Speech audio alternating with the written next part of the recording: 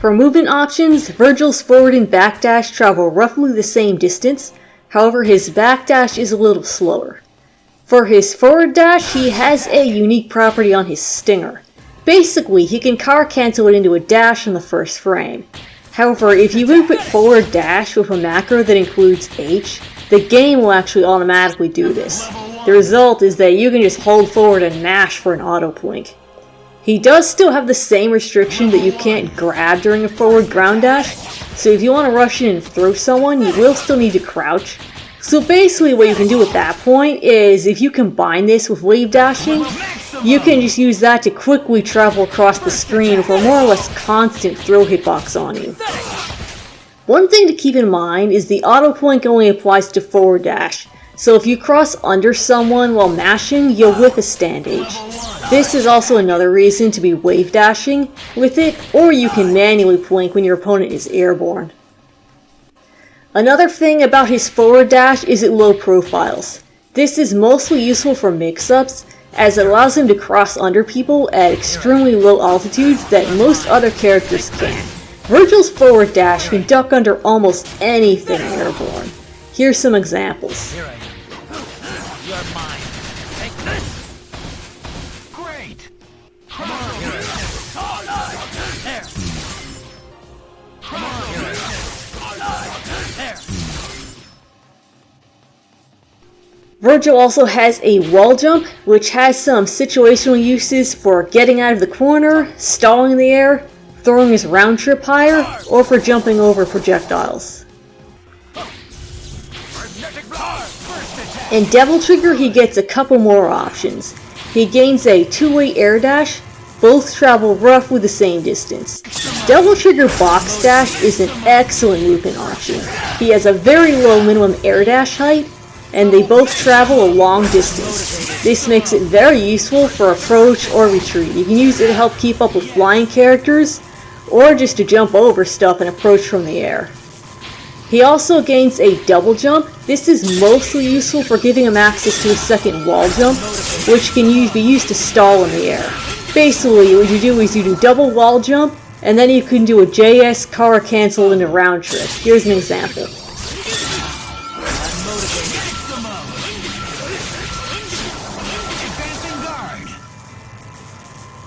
Alright, so I've covered all of Vergil's moveset and talked a bit about his options for movement. So now I can talk about actually putting these options together for his game plan. Generally speaking, Vergil is a Rushdown character who basically wants to get in and lock people down for long periods of time, until they either die of chip damage or get sick of blocking and do something that he can punish. For your approach, his mashable stinger dash is very useful, and then from there, for on the ground, you can combine that with wave dashing to just run right up on them for the throw OS. Alternately, you can utilize the range on his normals to put them into block stun from across the screen, and then just take it from there. If they're throwing projectiles at you, spiral swords can get you through most of that. You basically activate and then either dash in or teleport on them. You're going down. You're going down. Teleporting itself can also get you past certain attacks. Here's an example. That being said, the first thing you're likely to run into is this kind of stuff.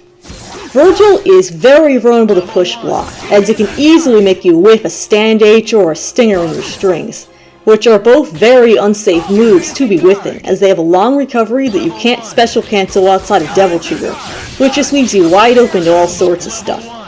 Anytime that you do either of these moves, you should always be ready to cancel any whiffs into either Spiral Swords or a Devil Trigger activation, in order to keep yourself safe and keep the pressure on. Of course, that does cost meter, so the other thing you'll want to do is to cut your strings short in order to minimize this as much as possible. For example, if you run up and jab someone, just skip the M and chain directly from L to H. On hit, this still combos, and this way you're much less likely to whiff if they push block. A good general rule of thumb is to avoid chaining more than 2 normals before canceling into something. Also, try not to chain into S on block too much. Although Vergil does have the upper slash follow-up, in practice it still isn't really safe, as push blocking can easily make you whiff the launcher and leave you open. At that point, your only cancel option is X Factor. The other thing you'll want to do is try to read your opponent's push block patterns. Like if you know they're going to push block, you can opt to not chain into your H normal, just do something else. To end a block string, your safest option is Judgment Cut. If they didn't push block, use the L or the M version. Otherwise, if they did push block, use the H version. You can also use round trip in your block strings, particularly if your opponent's not contesting you, or if you're covered by your assist or spiral swords anyways. Round trip on block gives Vergil a huge amount of frame advantage for extended lockdown pressure, especially combined with an oversight the game has that allows you to do it repeatedly. So normally with charge moves, if you do a motion, and then release the button and immediately press it again during hit stop, the game will prioritize the special move and keep your charge. This way you can still access all of your specials during combos and block strings while charging. Same rule also applies to Zero's Buster and Viper's Laser. Vergil's, however, is different because he also has the Force Edge mechanics in the equation. Can't use any Force Edge move while round trip is active, including round trip itself. The result is, if you just release round trip and immediately press it again during hit stop, you'll actually end up throwing the round trip without losing your charge. This is the easiest to do off of Vergil's H normals as they have the most hit stop. However, you can do it from any of them. This makes it possible to keep throwing round trip repeatedly. Basically, as long as you can make your opponent block a normal every time round trip comes back, you can just keep doing it.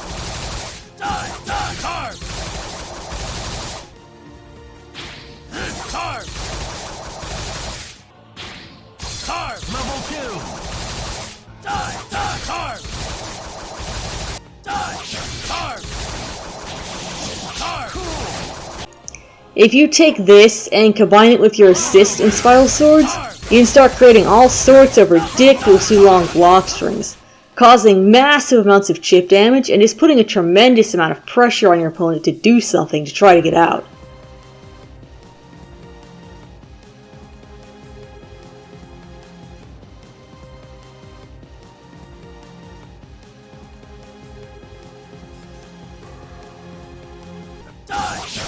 This type of lockdown is even more oppressive if you have your opponent in the corner, as attempts to push block you out will create less distance, and you'll also typically get a more damaging combo if you hit them there. An easy way to put someone in the corner as Vergil is to make them block spiral swords on the ground and then just dash into them. While you're glitching someone this way, you can't actually lose the charge while round trip is out. Even if you luck kill everything, you won't lose the charge until it comes back. So if you need access to your L button to do something like a front teleport to stay on the same side, you can just let go of L and press it again for your input. As long as it's down again by the time round trip comes back, you'll keep your charge. Once you are in on someone and you have them blocking, your mix is basically going to be left-right. The simplest way to do this is to just call assist teleport. From there, you can mix up your teleports, or if you're doing a lot of M teleports, you can also mix up your timing. Generally, if you call assist and you teleport right away, that'll hit cross-up. However, if you delay the teleport slightly, you can make the assist hit same side. You're mine. Take this. You can also throw the occasional rapid slash, which will always hit cross-up. This can be useful to catch someone off guard, especially if you've just been locking them down for a while, and you know they're in their head. However, it's best not to overuse it too much, as it is very unsafe, especially if you're full screen, such as after they push block you, for example.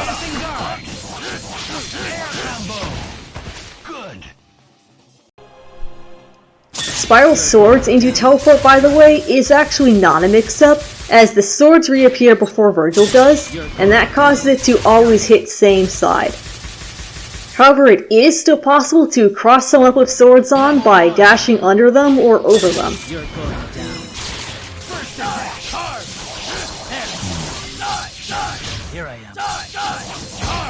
Otherwise, it's mostly useful just as a tool for initially getting in. You can then throw round trip at the end into either a mix or continued pressure with your assists.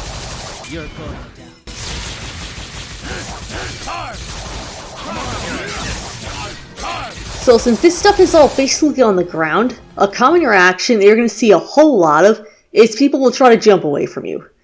Couple things you can do about that. If you want to chase after them, you can use the Helmbreaker air throw OS. Basically, you dash in, jump forward into either down back or down forward H. If you're close enough, you'll end up throwing them. Otherwise, you'll get Helmbreaker. Level 1. First attack. Level 2. First attack. Level 1. First attack. Level 2. Level first attack. Alternately, you can go for some type of cross under on the way down.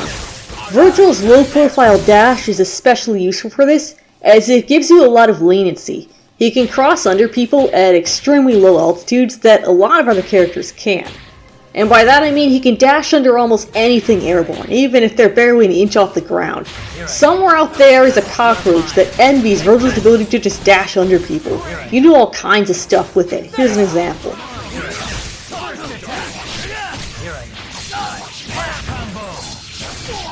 Players will also attempt to jump away from your swords. A common reaction to a raw swords activation is to just super jump. Two things you can do about this. One is to put them into block stun before activating swords, that way they can't jump. If they're far away from you, Judgment Cut is a good option for this. Do your Judgment Cut and then cancel into swords, and then you can dash in or teleport on them and they won't recover in time to escape. The other thing you can do is just wait for them to come back down and then go for a cross under. Players will also often use moves that stop air momentum to attempt to stall themselves in the air. If they're doing that, you can chase after them, however you will run into this kind of stuff. By design, hitting a character again after a knockdown move will juggle them. However, that means if you have swords on you, the swords will interrupt attempts to bring them down with a Helmbreaker or a JS. So basically what you need to do is use your air normals and then delay your Helmbreaker and let Vergil fall under them. That way they get out of spiral swords while you bring them down. For more specifics on this pickup, I have an entire video dedicated to it where I go more in depth. However, that's basically how it works. Anti-air assists are also very helpful against this type of stalling.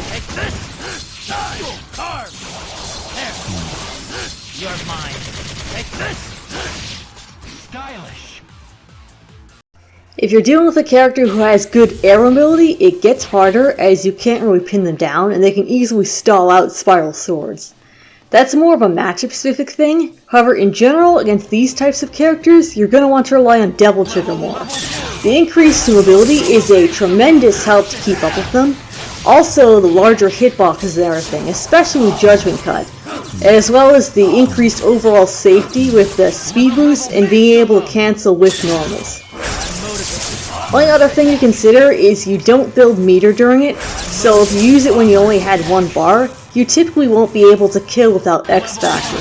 Basically, you'll be looking at either a reset, a TAC, or you can go for a hard tag setup.